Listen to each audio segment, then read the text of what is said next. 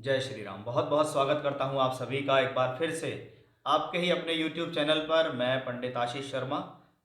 हमारा आज का विषय रहेगा कि हिम्मत, मेहनत, साहस, जोश और ताकत के ग्रह मंगल देव का राशि परिवर्तन होने जा रहा है। मंगल देव प्रत्येक 45 से 50 दिन में राशि परिवर्तन करते हैं। लगभग कह सकते हैं लगभग 18 से 19 महीने के बाद वापस वो उसी राशि के अंदर आते हैं। लेकिन हर बार उनके फल अलग होते हैं, क्योंकि हर बार उनका किसी न किसी ग्रह से संबंध बनकर उनके फलों में परिवर्तन देता है। इस बार की जो परिवर्तन होने वाला है कि मंगल शनि की मकर राशि से निकलकर, यानी अपनी उच्च राशि से निकलकर शनि की ही दूसरी राशि कुंभ राशि में प्रवेश करेंगे। यानी पहले वो शनि की राशि में थे, इस बार वो शनि के साथ होंगे।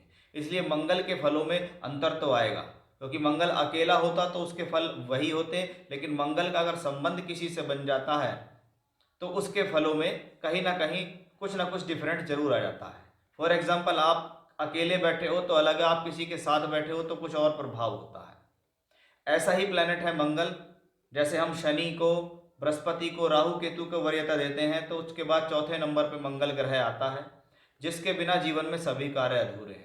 और अधूरे इसलिए हैं कि जिस व्यक्ति के अंदर हिम्मत, जोश और साहस नहीं है, वो अपने जीवन में पीछे रह जाता है। उसके अंदर रिस्क टेकिंग कैपेसिटी नहीं होती, वो चीज़ों को उससे घबरा जाता है, बहुत जल्दी परेशान हो जाता है। लेकिन जिनका मंगल बली होता है वो जीवन में आगे बढ़ते हैं, रिस्क लेते हैं और जीवन में परिश्रम करके बहुत कुछ प्राप्त कर सकते हैं। ऐसा ही मंगल ग्रह 15 मार्च 2024 से लेकर 23 अप्रैल 2024 तक राशि में रहेंगे, कुंभ राशि के अंदर, जहां पर बनेगा ये मंगल शनि का योग। इस मंगल शनि के सही योग का आपकी राशि पर क्या प्रभाव होने वाला है, ये मेरा आज का विषय रहने वाला है, जिसको बहुत ही विस्तार से मैं समझाऊंगा। जिसकी भूमिका बनाने के लिए कुछ महत्वपूर्ण जानकारियां मुझे आपको देनी होंगी कि क्यों ये मंगल शनि का योग खास है, क्यों ये मंगल का गोचर खास है, या किन लोगों के लिए ये बहुत ज़्यादा खास होने वाला है। तो आइए इसको समझते हैं। देखिए, मंगल कौन है? हिम्मत, जोश और साहस का कारक ग्रह है मंगल। जहां पर हमें इस एनर्जी की बात होती है कि किसके अंदर कितनी एनर्जी है, तो हम मंगल से लेते हैं। और वो मंगल क्या है? काल पुरुष का लग्नेश है। यानी एक मंगल मोस्ट इंपॉर्टेंट प्लेनेट हो जाता है। जब हम काल पुरुष का लग्नेश की बात करते हैं तो हमारे मंगल के कारक तो हमारे सामने आ जाते हैं। फिर हम देखते हैं कि शनि भी काल पुरुष के दशम और एकादश का स्वामी है। अब शनि का है दशम भाव, यानी कर्म, कार्यक्षेत्र, नौकरी, व्यापार, श्रम, मेहनत, जो भी है वो शनि है। लाभ भाव का मालिक है, इसलिए सोर्स ऑफ इनकम, प्रमोशन, तरक्की, लाभ, वृद्धि, प्राप्तियां, जीवन में हमने कुछ कमाया और बचाया और सेव किया और हमें सम्मान मिला, 11वें घर से देखते हैं, यानी शनि भी उसको रिप्रेजेंट करता है। अब शनि क्या है? सहजता का कारक है, धैर्य का कारक है। अब एक तरफ हिम्मत, जोश और साहस, दूसरी तरफ धैर्य, ये दोनों जब एक साथ मिलकर काम करें, हालांकि मंगल और शनि स्वभाव में अलग हैं, एक जोशीला है, एक धैर्यवान है, लेकिन जब इनकी युति एक साथ बन जाती है तो आप ये समझिए एक ही व्यक्ति के अंदर धैर्य भी हो और एक ही व्यक्ति के अंदर अगर जोश हो, तो ऐसा व्यक्ति जीवन में कुछ भी हासिल करने में सक्षम है। स्वभाव की अगर बात करें तो स्वभाव से ये दोनों प्लेनेट मैलेफिक हैं। जहां शनि धीरे धीरे अशुभ प्रभाव देता है, वहां मंगल क्विक रिजल्ट देने वाला प्लेनेट होता है। इसलिए हम मंगल शनि की युति को कहीं ना कहीं खराब स्थितियों में भी देखते हैं। लेकिन काल पुरुष का लग्नेश है मंगल, और शनि दशम एकादश का मालिक है, इसलिए ये मंगल और शनि का योग धन योग भी बनाता है, राजयोग भी बनाता है। दोनों नैसर्गिक अशुभ हैं, उसका भी प्रभाव देंगे। अब इस दौरान किन लोगों पर इसका प्रभाव ज़्यादा हो सकता है? फॉर एग्जाम्पल, आपको मंगल या शनि से संबंधित किसी भी तरीके से दशांतर प्रत्यंतर चल रही है, आपका जन्म धनिष्ठा, शतभिषा, पूर्वा भाद्रपद नक्षत्र में हुआ है, या आपको जिन ग्रहों की दशा चल रही है वो धनिष्ठा, शतभिषा या पूर्वा भाद्रपद नक्षत्र के अंदर बैठे हुए हैं, तो भी हम ये कह सकते हैं कि और लोगों के मुकाबले इसका ज़्यादा प्रभाव होगा। यानी एक बहुत ही महत्वपूर्ण गोचर ये होगा, जिससे हम ये कह सकते हैं कि यहाँ से आपके जीवन का कुछ नया ट्रैक डिसाइड हो सकता है। कि कभी कभी व्यक्ति जीवन में लगातार किसी चीज़ के लिए मेहनत करता है, लेकिन उसको सही राह नहीं मिलती, सही दिशा नहीं मिलती। अब मंगल और शनि, जिसको मैंने शुरू में ही कहा कि भाई ये काल पुरुष का लग्नेश और दशमेश है। लगन कोई भी हो, राशि कोई भी हो, लेकिन हमारे जो ज्योतिष के बेस हैं, ज्योतिष का जो आधार है, वो यहीं से शुरू होता है कि सारे राजयोग, सारे धन योग, ग्रहों की दृष्टि, शुभ अशुभ योग, सब कुछ काल पुरुष के लगन को ध्यान में रखते हुए बनाए गए हैं। अब मंगल और शनि जैसे ग्रह मंगल लगन का मालिक, शनि दशम का मालिक, यानी लगन और दशम का संबंध बना, राजयोग। एकादश का मालिक तो मंगल लगन का मालिक, एकादश का मालिक शनि, तो धन योग बना। तो युति के हिसाब से ये है, लेकिन हर किसी राशि के लिए ये कितना फेवरेबल है, क्या आपको ये दे सकता है, ये हमारा आज का खास विषय रहने वाला है। तो अब हम आपको समझाएंगे आपकी राशि के अनुसार, कि हम अब तक तो उसके नेचुरल स्थिति को समझ गए, क्योंकि किसी चीज़ का आधार समझना जरूरी है कि किसके बारे में हम बात करने जा रहे हैं।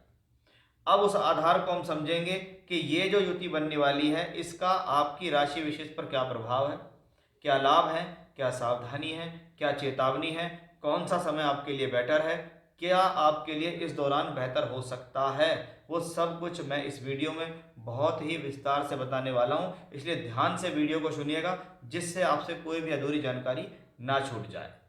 देखते हैं कि मीन राशि के जातकों के लिए ये ट्रांजिट कैसा रहने वाला है। देखिए, मीन राशि के स्वामी कौन है?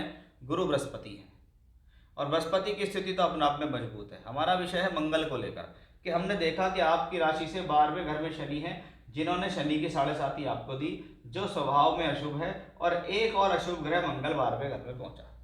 अब 12वां स्थान जो कि खर्च और नुकसान का भाव है, 12वें घर को खाली होना चाहिए। 12वें घर में अगर प्लेनेट होते हैं तो आपके जीवन के संघर्ष को बढ़ाते हैं, क्योंकि 12वां स्थान राशि से ही 12वां नहीं होता, वो पंचम से अष्टम भी है, और पंचम भाव हमारे पूर्व पुण्य को बताता है। अगर आपके 12वें घर के अंदर प्लैनेट्स बैठे हैं ज़्यादा, तो समझ लीजिए आप कहीं ना कहीं पिछले पूर्व पुण्य को भुगतने के लिए आए हैं, और उसमें पुण्य कर्म नहीं है, उसमें आपका स्ट्रगल ज़्यादा दिखता है। ये हमने बहुत हॉरोस्कोप में देखा कि प्लैनेट 12वें घर में ना हो तो अच्छी बात है, जितने ज़्यादा होते हैं उतना ज़्यादा जीवन का स्ट्रगल या कष्ट बढ़ जाता है। अब 12वां घर क्या है? टूर, ट्रैवलिंग, यात्रा, एक्सपोर्ट, इंपोर्ट, विदेश। तो सबसे पहली बात कि शनि 12वें घर में है और मंगल उसके साथ है। पुराने शास्त्रों को उठा के देखें तो कहा जाता है कि 12वें घर की दशा आए तो व्यक्ति को कष्ट होता है, प्रवास होता है, परदेश जाना पड़ता है, दूसरे देश में जाना पड़ता है, उसको कष्ट बोला गया, क्योंकि पहले साधन नहीं थे। लेकिन अब क्या है, देश काल पात्रता बदल गई है। अब देश विदेश में भी आप घंटों के सफ़र करके हवाई जहाज से चले जाते हो, जल्दी से जाके वीडियो कॉल पे चेहरा देख सकते हो। लेकिन कहीं ना कहीं जब व्यक्ति अपने घर को छोड़कर दूर जाता है तो ये कष्ट ही है कि परिवार के लोगों से दूर रह रहा है। कि एक व्यक्ति जिसने जीवन में मेहनत करी, 25-30 साल माँ बाप के साथ रहा, उनको छोड़ के वो वहाँ चला गया, तो वो कष्ट किसको हो रहा है? भले उसके लिए अच्छा है, लेकिन फैमिली यहाँ है, वो यहाँ है। इसलिए 12th हाउस में बैठे हुए प्लेनेट कष्टकारी ज़्यादा माने जाते हैं। अब वहाँ 2 अशुभ ग्रह हों तो अनिद्रा की शिकायत होना, इस दौरान आपको नींद प्रॉपर नहीं आ गई, ऐसा भी यहाँ से दिखाई देता है। आप इस दौरान अपनी एनर्जी को व्यर्थ में खर्च कर सकते हैं, क्योंकि एनर्जी कारक मंगल 12वें घर में गया, कि व्यर्थ की एनर्जी खर्च करने से बचें। अपने हिम्मत, जोश और साहस को कहाँ लगाना है उसका ध्यान दें। बिना वजह की एनर्जी इधर उधर ना लगाएं। अपने आप पर संयम रखें, कहाँ पर मेहनत करनी है, कहाँ पे नहीं, ये आपको संतुलित करना पड़ेगा। इस मंगल शनि के योग से ये देखा जाता है। खर्च बढ़ सकता है, नुकसान को सेफ करके रखें, जीवन में बड़े ही सेफली खेलें। इस दौरान कोई भी नया काम ना करें तो अच्छी बात है।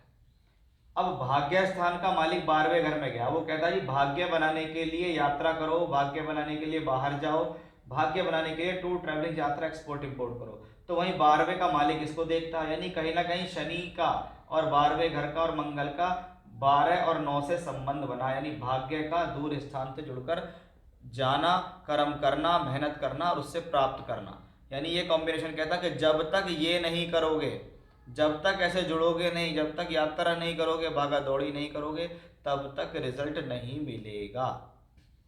अब दूसरे घर का मालिक 12वें घर में पहुंचे तो कहते हैं भैया इस दौरान खर्च बढ़ेगा, आपका जुड़ा हुआ पैसा भी खर्च हो सकता है, क्योंकि धन का मालिक 12वें घर में और 12वें का मालिक उसको देखता है। इसमें 2 चीज़ें हैं कि धन जो आएगा वो दूर से आएगा, या विदेश से आएगा, या यात्राओं से आएगा। तो वहीं जो भी धन आएगा वो किसी न किसी रूप से खर्च हो जाएगा। इसको कहते हैं जी इस दौरान मेरे पास पैसा आया, लेकिन जितना आया वैसे ही चला गया, मेरा खर्च तुरंत तैयार रहा। मुझे उम्मीद थी कि मेरे पास पैसा आ जाए तो मैं कुछ करूं, लेकिन जैसे ही पैसा आया है तो और खर्च की स्थिति बढ़ गई। कुछ फिजूल खर्च हो गया, कुछ परिवार की जिम्मेदारी पर खर्च हो गया, किसी न किसी रूप से खर्च हो गया। 12वें घर से मंगल शनि बैठ के यहाँ देखते हैं, वाहन चलाने में सावधानी रखें, किसी से झगड़ा झंझट करने की जरूरत नहीं है। और अपनी हेल्थ का ध्यान रखें, बिना वजह किसी से झगड़ना नहीं है। ये मंगल और शनि की युति ही आपको बताती है। यानी इस मंगल की शनि के साथ युति पे क्या क्या लाभ सावधानी आपके लिए हैं, उनको ध्यान रखिए कि इन 45-50 दिन में आप अपने साथ कुछ गलत ना कर लें, इसका ध्यान आपको यहाँ रखना होगा। तो ये था मीन राशि के जातकों के लिए मंगल शनि की 12वें घर में युति का फल। जय श्री राम।